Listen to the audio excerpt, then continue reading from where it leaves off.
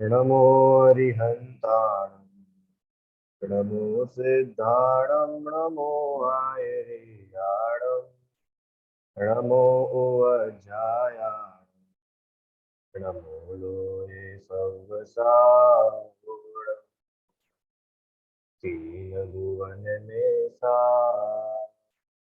वीतराग विद्या शिव स्वरूप शिव का नमः प्रिय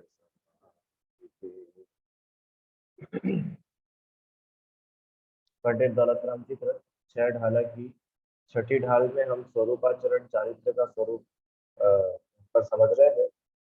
किस प्रकार से दौलत राम जी ने इतनी जो सुंदर यह रचना करी है छह ढाला, और कैसे निगोद से जो अ, उन्होंने व्याख्यान शुरू किया था, निगोद से लेकर के कैसे अब हम सिद्ध दशा तक आगे बढ़ रहे हैं, इसका बहुत ही सुंदर प्रस्तुतिकरण यहाँ पर दौलत राम जी ने किया है। अभी तक हमने छठी ढाल में मुनिराज के 28 मूल गुण व उनका जो सम्यक चारित्र है उसकी चर्चा की थी। किस प्रकार मुनिराज जो है वो 28 मूल गुणों का पालन करते हैं।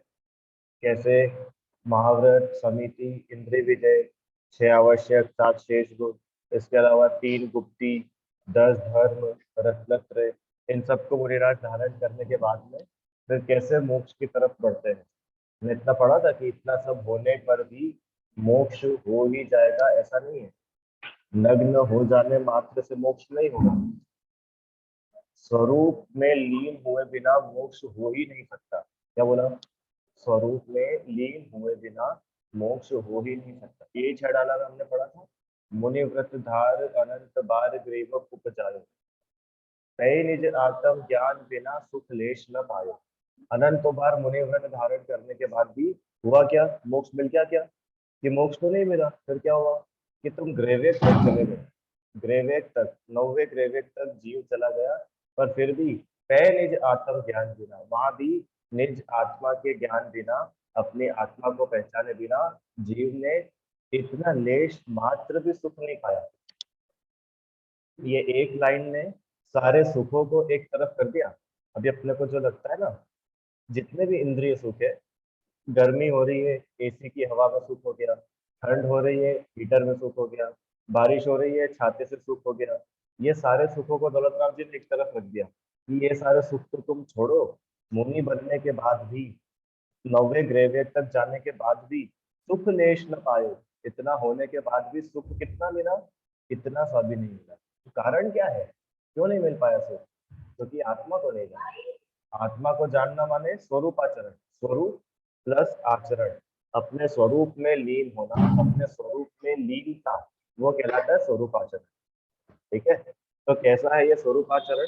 कल हमने देखा था, ये सीधा सीधा मोक्ष के पास ले जा रहा है। मतलब अब यहाँ पर आने के बाद में दौलत राम जी ने बिल्कुल भटकाया नहीं है मोक्ष के नाम पर, कि तुम जाकर के तीर्थ यात्रा करो, तुम जाकर के वंदना करो, तुम पाठ पढ़ो, तुम माला फेरो। इतना क्लियर कट दौलत राम जी ने यहाँ पर बताया है कि मुनि भी बन गए।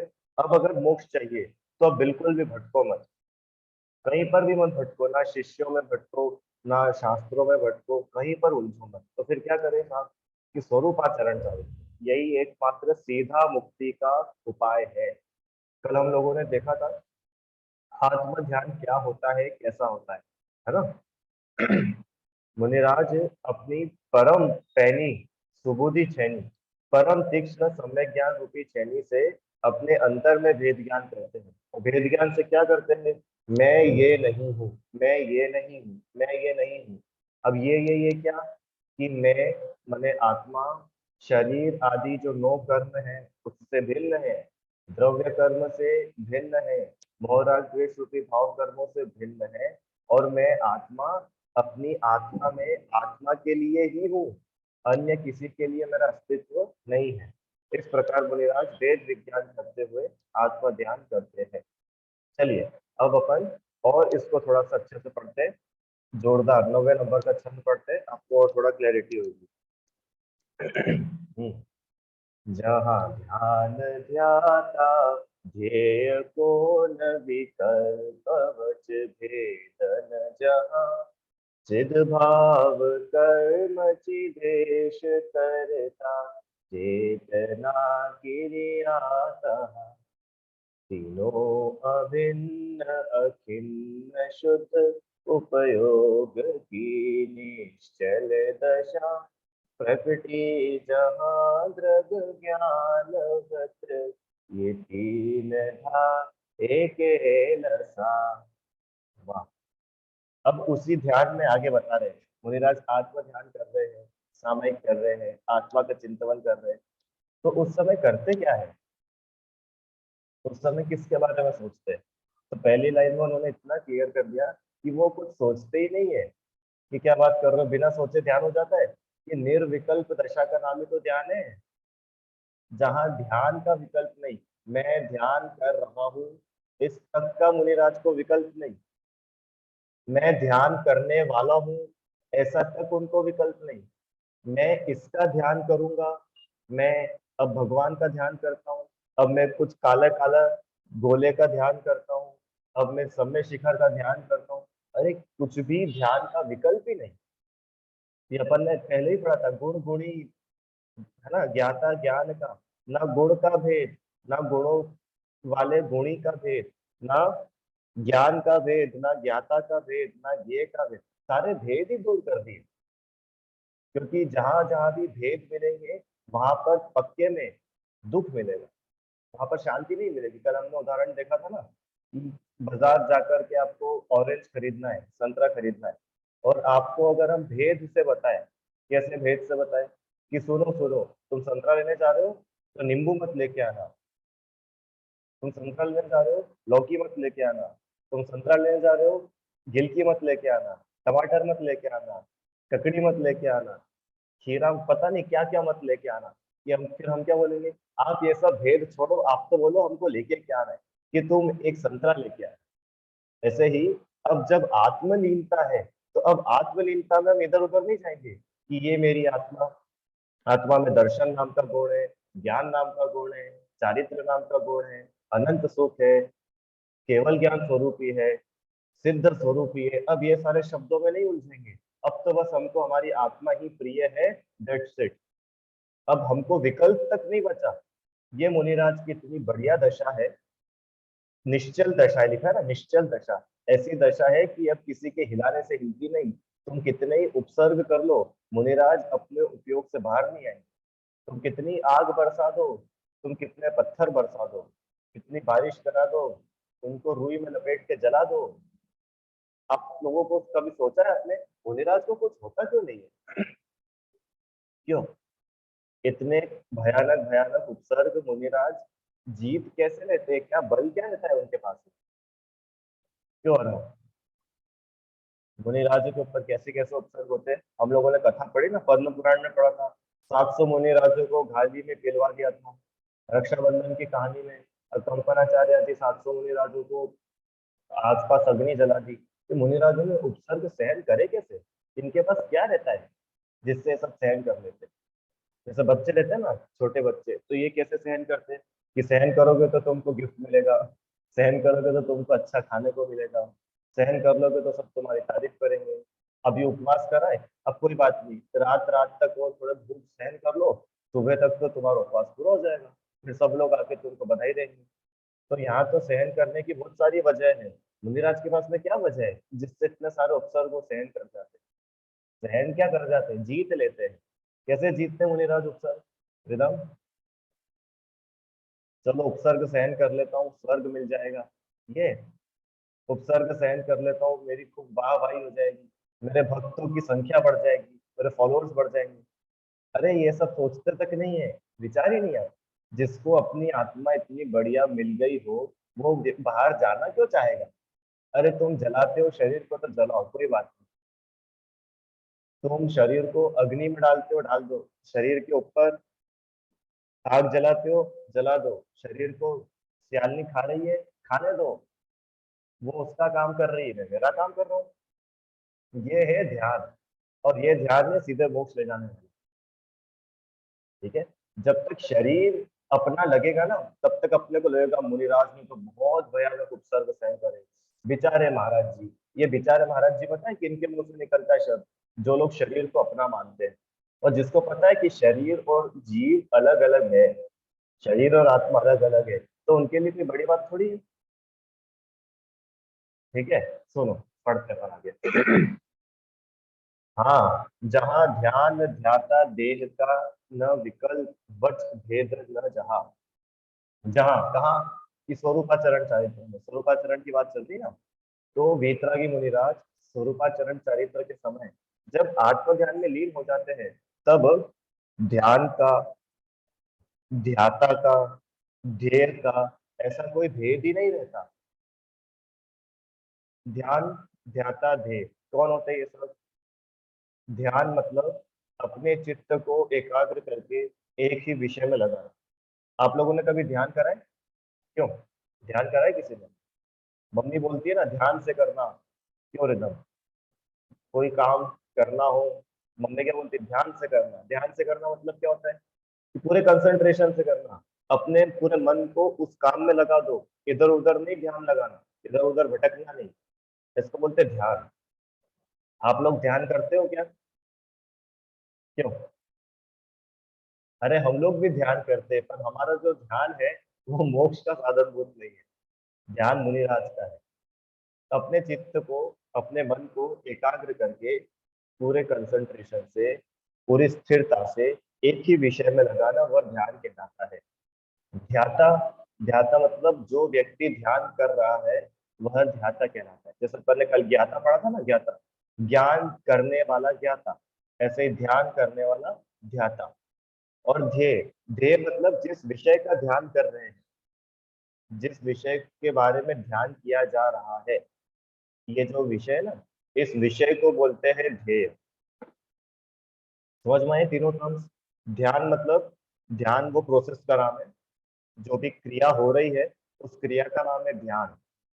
वो क्रिया को जो कर रहा है उसका नाम है ध्याता। और जिस विषय के बारे में ध्यान किया जा रहा है उस विषय को, उस ऑब्जेक्ट को बोलते हैं ध्येय। याद रखोगे सब? सिंपल है तीनों। चलो आगे। तो वीतरागी मुनिराज स्वरूपाचरण चारित्र के समय जब आत्म ध्यान में लीन हो जाते हैं, तब ध्यान, ध्याता, ध्येय इनका विकल्प ही नहीं रहता। माने मुनिराज जब आत्म ध्यान में है तो इतना तक भी विकल्प नहीं रहता कि अब मैं ध्यान कर रहा हूँ, चलो शरीर से शुरू करता हूँ, शरीर में नहीं हूँ, हाथ में नहीं हूँ, पैर में नहीं हूँ। ये ध्यान का विकल्प ही नहीं, मैं ध्यान कर रहा हूँ, इतना भी विकल्प नहीं बचता। मैं ध्यान करने वाला हूँ। हाँ, मान लो कुंद कुंद आचार्य ध्यान कर रहे हो, तो ऐसा थोड़ी सोचते थे मैं कुंद कुंद आचार्य, मैं ध्यान कर रहा हूँ, मैं ध्यान करने के लिए बैठा हूँ, मैं पर्वत पर ध्यान करने के लिए खड़ा हुआ हूँ। अरे ध्याता का विकल्प ही नहीं है, ना ध्येय का विकल्प है। किसका ध्यान कर रहे हैं? कोई विकल्प नहीं। ऐसा भेद बचता ही नहीं है। वचन का भी विकल्प नहीं होता, लिखा ना, वच भेद न जहाँ, जहाँ पर वचन का भी भेद नहीं होता है। वचन का भेद मतलब अभी मैंने आपको बताया, जो अपन बोल बोल करके ध्यान करते हैं ना, आप लोगों ने बहुत बार देखे होंगे, भैया के भी लेक्चर्स सुनोगे ध्यान पर, ध्यान करो। तो ये तो अपन प्राइमरी स्टेज पर है, बहुत ज्यादा प्राइमरी पे। तो अपने को किसी थर्ड पर्सन की जरूरत पड़ती है कि कोई व्यक्ति बोल रहा है और हम उसको सुन करके ध्यान करने की कोशिश कर रहे हैं। असली ध्यान तो ये है मुनिराज का, कि जहां पर उनको बोलना तक नहीं पड़ रहा, मैं शुद्ध हूँ, मैं बुद्ध हूँ, मैं त्रिकाली ध्रुव गायक हूँ, इतना बोलना तक भी नहीं पड़ता। वचन निकले, वचनों के बारे में सोचे, शब्दों के बारे में विचार हो, इतना तक भी मुनिराज के लिए नो कंपल्सन। ध्यान है, बस चल रहा है ध्यान मजे में, शब्दों के जाल में उलझते नहीं है। इतना सरल है मोक्ष मार्ग। अच्छा पता है, अगर शब्दों के जाल में उलझना होता, या यूं कहो कि शब्दों के बिना ध्यान नहीं होता, तो ऐसे मुनिराज तो कभी मोक्ष जा ही नहीं सकते थे, जिनको शब्द नहीं आते, जिन्होंने ज्यादा पढ़ा नहीं है, जिन्होंने ज्यादा स्वाध्याय नहीं किए। ऐसे मुनिराज को तुम कैसे मोक्ष भेजोगे? क्यों रिदम? ऐसे मुनिराज जिनने कभी स्वाध्याय ही नहीं करा है, ध्यान नहीं करा है, उनको तो मोक्ष कैसे भेजोगे? आपको पता है 8 साल के मुनिराज हो और उनको केवल ज्ञान हो जाता है। अब बताओ 8 साल के बच्चे को तुम कैसे केवल ज्ञान कराओगे? उसने फिर बड़े बड़े शब्द कभी सुने ही नहीं है अपने जीवन में। समझ रहे हो मेरी बात को? थोड़ा सा ध्यान से समझोगे तो आपको एक बात समझ में आएगी कि शब्दों में उलझने से धर्म नहीं होता, शब्दों में उलझने से ज्ञान नहीं होता। अपने को क्या लगता है कि मैंने इतने सारे शब्द सुन लिए, मैंने इतने सारे शास्त्र पढ़ लिए, मैंने इतनी सारी गाथा याद कर ली, मैंने इतने कठिन कठिन विषयों को पढ़ लिया तो मैं बहुत बड़ा हूँ। वो बोल रहे हैं कि भैया तुम बिल्कुल बड़े नहीं हुए हो। यहाँ पर तुम जिन भी चीजों को पढ़ करके अपने आप को बड़ा मान रहे हो ना, या 1 मिनट में उनको अलग कर दिया। ना ध्यान का विकल्प, ना ध्यान का विकल्प, ना देह का विकल्प, ना शास्त्रों का विकल्प, ना शास्त्रों की गाथाओं का विकल्प, सबको अलग कर दिया उन्होंने। दौलत राम ने। दौलत राम जी ने नहीं करा, ये वस्तु स्वरूप है। भगवान महावीर की वाणी है ये, उनको नाचार्य की वाणी। ठीक है, विचारना वापस। जहां ध्यान ध्याता देह का विकल्प नहीं रहता और वचनों का भी भेद नहीं रहता, वचनों का भी विकल्प नहीं रहता, फिर वहां होता क्या है? होता क्या है कि चिद भाव कर्म। चिद भाव मतलब मेरी आत्मा, मेरी आत्मा ही कर्म है।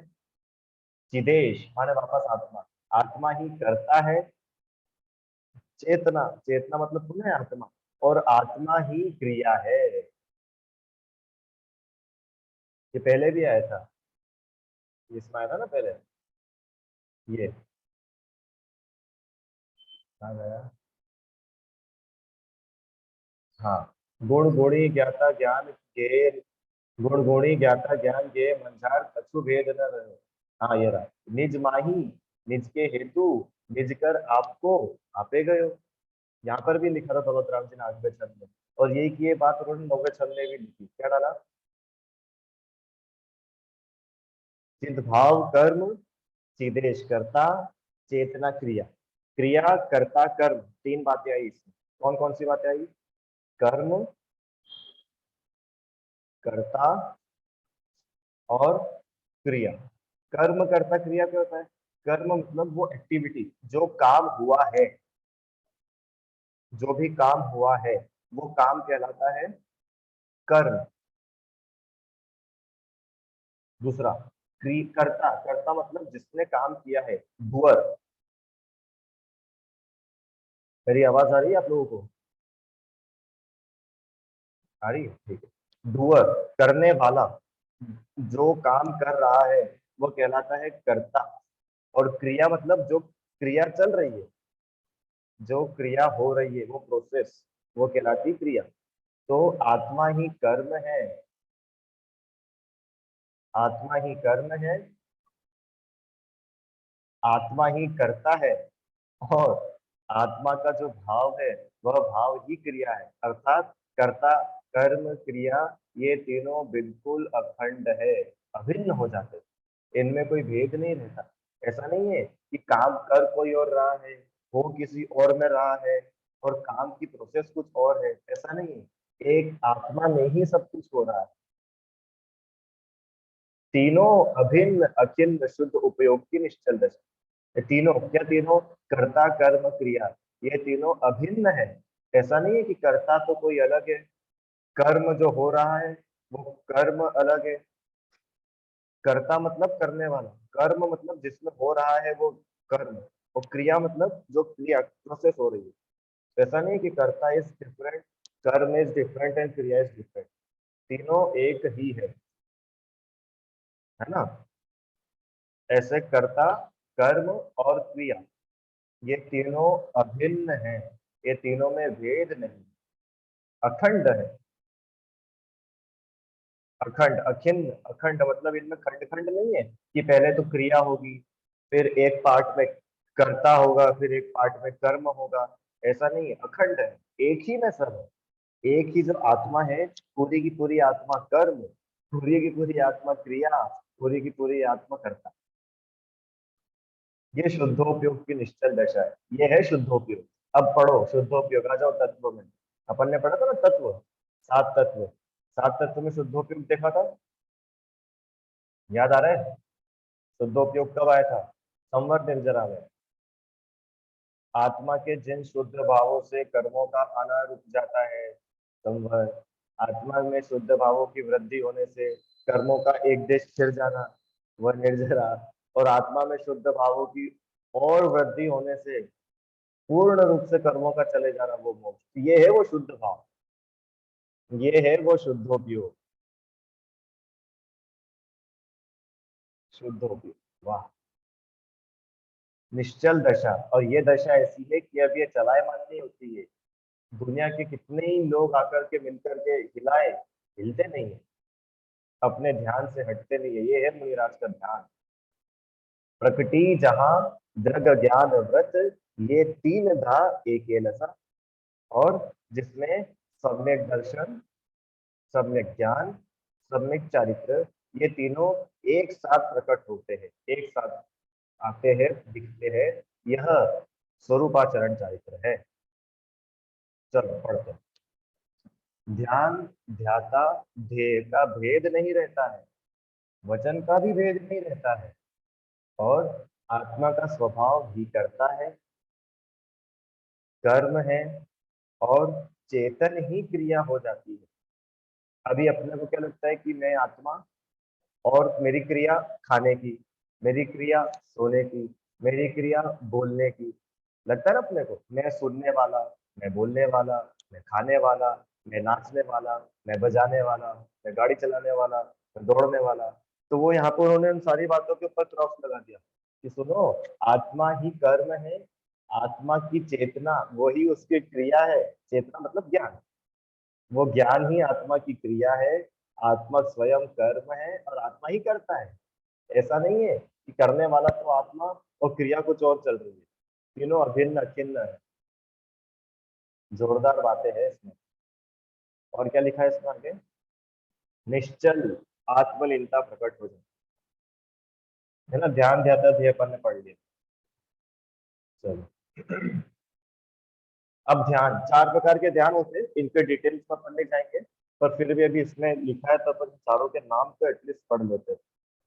किस किस को याद है चार प्रकार के ध्यान के नाम? कभी पढ़े सुने आज से पहले? चार प्रकार के ध्यान, और हमको बता तो पहले से, बाकी लोगों का क्या कहना है? ठीक है। हम्म। जिनके वीडियो ऑफ है उनसे क्या समझू?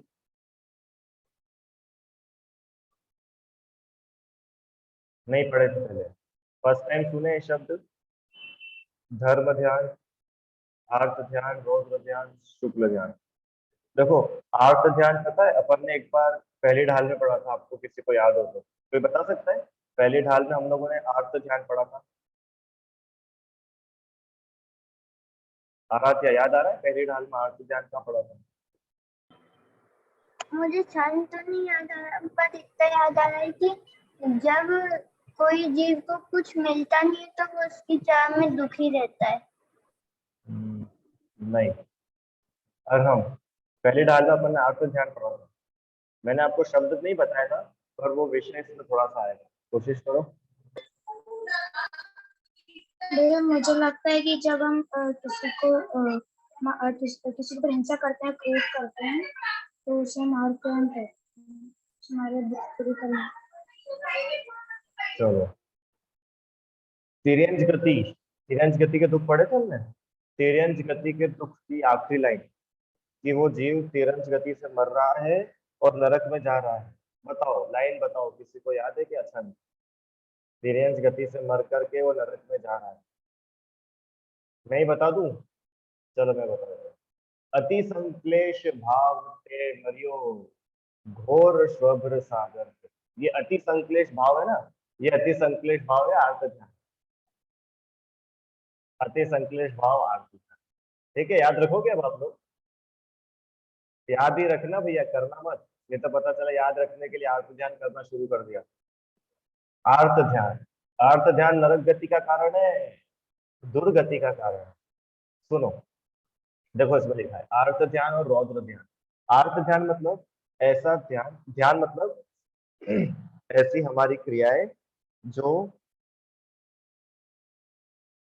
दुखी करती है। हम दुखी होते हैं ना, दुखी, तो दुखी होना आर्त ध्यान है। देखो इसमें 4 प्रकार के आर्त ध्यान लिखे हैं, आपको शब्द पढ़ करके समझ में। अनिष्ट संयोगज, कुछ अनिष्ट वस्तु हमको मिल जाए तो अपने को दुख होता है, दुखी होते हैं ना अपन।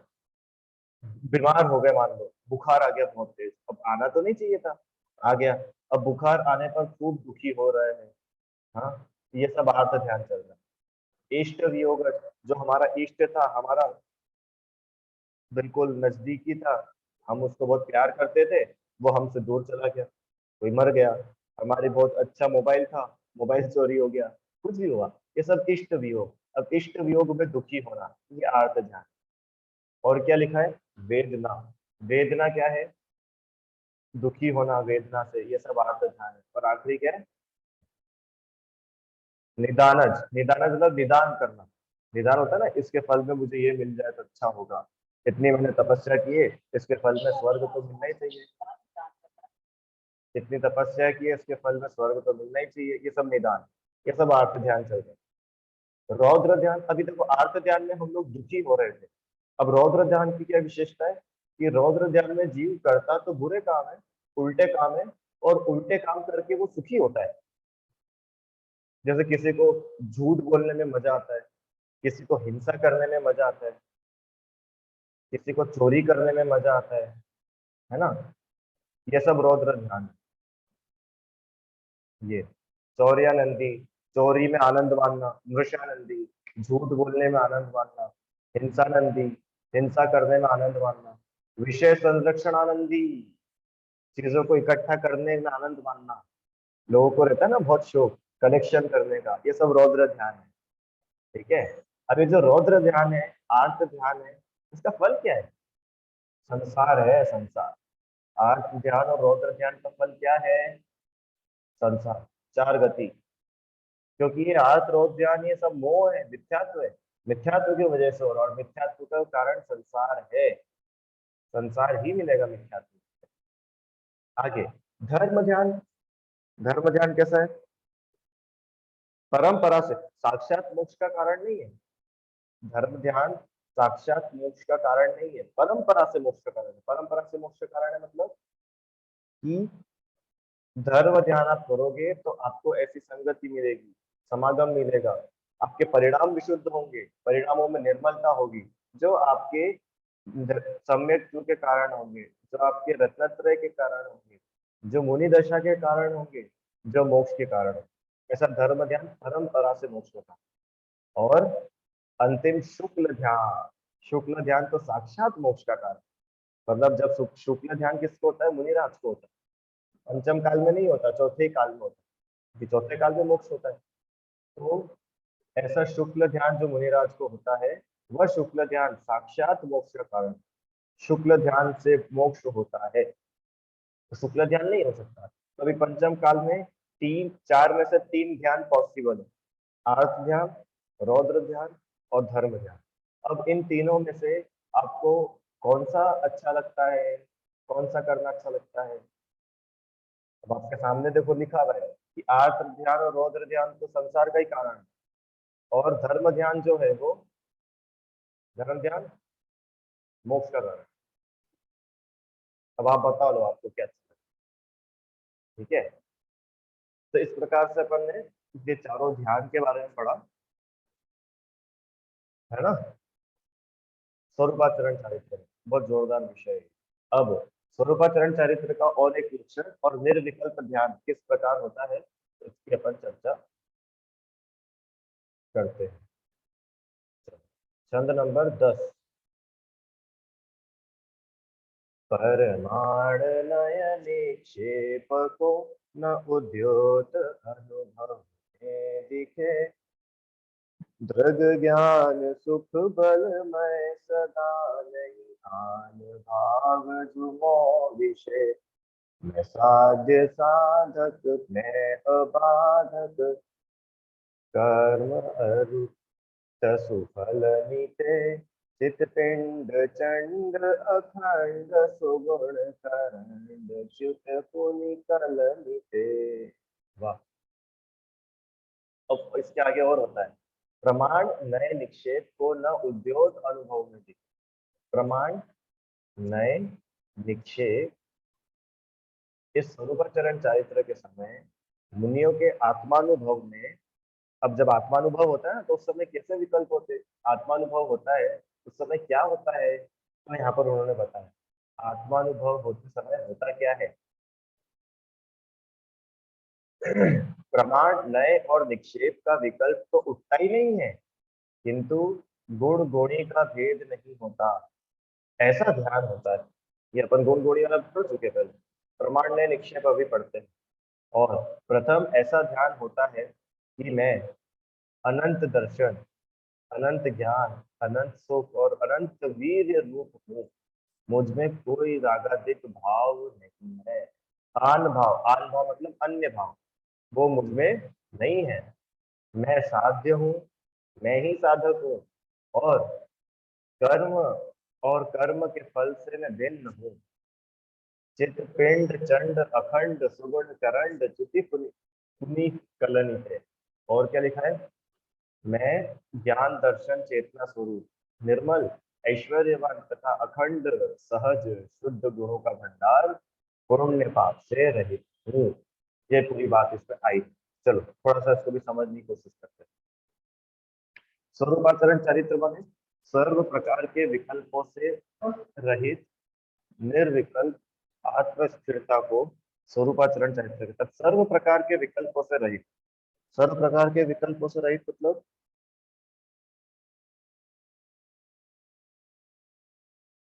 प्रमाण का विकल्प नहीं, नए निक्षेप का विकल्प नहीं, गुणों का विकल्प नहीं, मैं गुण वाला हूँ ऐसा विकल्प नहीं।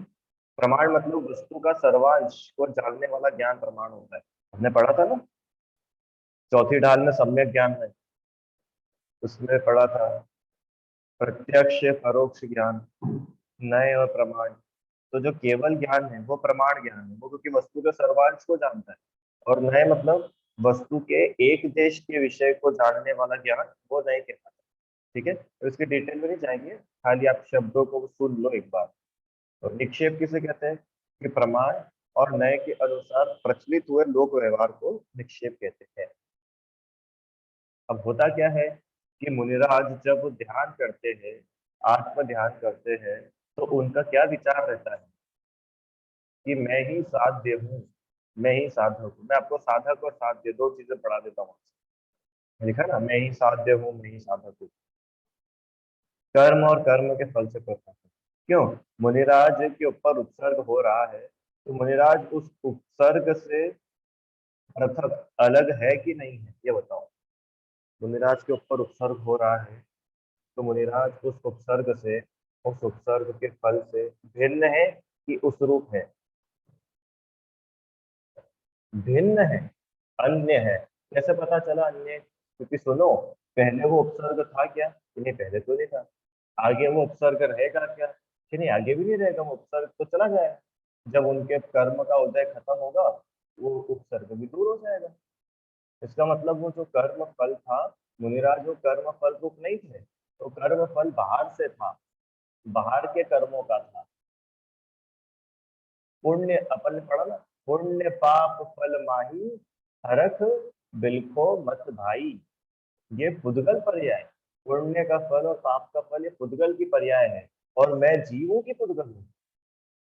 बताओ हाँ, पुण्य पाप तो पौद्गलिक कर्मों की पर्याय है, और हम जीव है कि पुद्गल है, हम तो जीव है। समझ में आया, पुण्य पाप फल माही हरख बिलखो मत भाई। तो मुनिराज पुण्य और पाप कर्मों से और कर्मों के फलों से, दोनों से अपने को भिन्न जानते हैं। ये नाम है कर्म रूपू, न कर्म फल रूपू। कर्मों का फल मुझ में आ ही नहीं रहा, मैं इनसे भिन्न हूँ। धन्य मुनि दशा, वाह। आगे, साध्य साधक। साध्य मतलब जिससे साधा जा रहा है, वो होता है साध्य। जो साध रहा है वो साधक, और जिसके माध्यम से साधा जा रहा है वो साधन। साधना मतलब होता है, आप आपने एक शब्द सुना होगा साधना, ये साधना कर रहे हैं, इनकी साधना चल रही है। हाँ, साधना मतलब क्या होता है, कभी सोचा है नहीं आपने, साधना मतलब क्या होता है, साधना, साधन। साध्य। उदाहरण देता हूँ, सुनो। आपने जूम ज्वाइन करा क्योंकि आपको क्लास अटेंड करनी थी, बराबर। तो जूम तो हुआ हमारा साधन और क्लास हो गई हमारी साध्य। साध्य मतलब जो भी अल्टीमेट काम हमको करना है वो होता है साध्य, फाइनल काम। और उस काम को करने के लिए हम जिस जिस भी चीज का यूज कर रहे हैं बीच में, वो सब हो गए साधन। साधन। और जो उस साधन का उपयोग करके साध्य तक पहुंच रहा है वो कहलाता है साधक। साधक। ठीक है। जैसे शिविर में जाना है और बस से हम शिविर में जा रहे हैं, तो बस क्या है? साधन। आप बोलते हो ना कि आपके यहाँ आने के लिए क्या साधन है, क्या साधन मिलेगा? साधन मतलब लक्ष्य तक पहुंचने के लिए जो यूज किया जाता है वो कहलाता है साधन। तो शिविर हमारा साध्य है, बस हमारी साधन है, और उस साधन से हम साध्य तक पहुंच रहे हैं, ऐसे हम साधक हैं। तो अब आत्मा ही साधक है, आत्मा ही साध्य है, और आत्मा ही साधन है। मतलब इस स्टेज तक आते आते आत्मा के अलावा और कुछ बचता ही नहीं है। ठीक है। चित्तपिंड अखंड। चित्तपिंड माने गुणों का स्वरूप, अखंड ऐश्वर्यवान, सुगुण करण, सुगुण, सुगुणों का, अच्छे अच्छे गुणों का मैं भंडार हूँ, ऐसे में आत्मा हूँ। और पुण्य पाप से रहित हूँ। इस प्रकार से अपने स्वरूप का विचार करते हुए मुनिराज स्वरूपाचरण चारित्र से आत्मलीनता बढ़ाते बढ़ाते क्या कर लेते हैं? ऐसे चिंतन करने से निज में थिर भये, यो चिंत निज में थिर भये, अपने आत्मा में स्थिर हो जाते हैं, आत्मा में लीन हो जाते हैं। और उनको जो आनंद होता है ना, वो अकथ है, उसका कथन नहीं किया जा सकता। मुनिराज को आत्मलीनता में जो आनंद होता है ना, आराध्या, उस आनंद को हम कह नहीं सकते। सुनो, ये तभी मुनिराज के आनंद की बात है, सिद्धों के आनंद की तो बात ही नहीं करी है। वो अनंत सुख कैसा होगा? अभी तो मुनिराज के आनंद की बात चल रही है, तीन का शायद चौपड़ी के अभाव है। दिगंबर मुनिराज, वाह। ऐसा गजब का आनंद मुनिराज को होता है कि ऐसा आनंद ना इंद्रों को है, ना नागेंद्र को है, ना नरेंद्र। नरेंद्र मतलब चक्रवर्ती, अहम इंद्र मतलब राजा, हाँ, सौधर्म इंद्र, इन सब लोगों को भी ऐसा आनंद नहीं आता जैसा आनंद मुनिराज को आत्मलीनता में आता है। मुनिराज को जब ऐसे स्वरूप का विचार करते हैं तब उन्हें जो आनंद होता है, वैसा आनंद ना इंद्र, नागेंद्र, चक्रवर्ती, कल्पातीत किसी भी देव को नहीं हो सकता। यह स्वरूपाचरण चारित्र प्रकट होने पर स्वद्रव्य में उग्र एकाग्रता से, ये आगे ना शुक्ल ध्यान, तभी शुक्ल ध्यानाग्नि करी, तभी मुनिराज का शुक्ल ध्यान होता है, जो चार प्रकार के ध्यान पढ़े थे। और उस शुक्ल ध्यान पूर्वक चौघाती विधि, चारों प्रकार के घातीय कर्मों का दयो, दयो मतलब जला देते, चारों प्रकार के घातीय कर्मों को नष्ट कर देते हैं। अब चारों घातीय कर्मों को नष्ट होने के बाद में क्या होगा? अरे मुनिराज भगवान बन गए, वाह, अरियंत दशा प्रकट। सब लक्ष्यों, अब सब कुछ जानने लग गए, केवल ज्ञान हो गया, और भव्य जीवों को मोक्ष का मार्ग उन्होंने बताया। इस प्रकार से मुनिराज आत्मलीनता पूर्वक अरिहंत अवस्था को प्राप्त हुए हैं। ठीक है। तो आप और हम लोग भी ऐसी अरिहंत दशा को प्राप्त करें, इसी भावना से आज की कक्षा यहीं तक रखते हैं। अगला विषय अपन कल कंटिन्यू रखेंगे। अब अरिहंत दशा में क्या होता है, फिर सिद्ध दशा कैसी होती है, वो कल समझेंगे। जिनवाणी स्तुति। निज निधि निज ने बताई, यह अनंत उपकार है, उसके लिए जितवाणी माँ को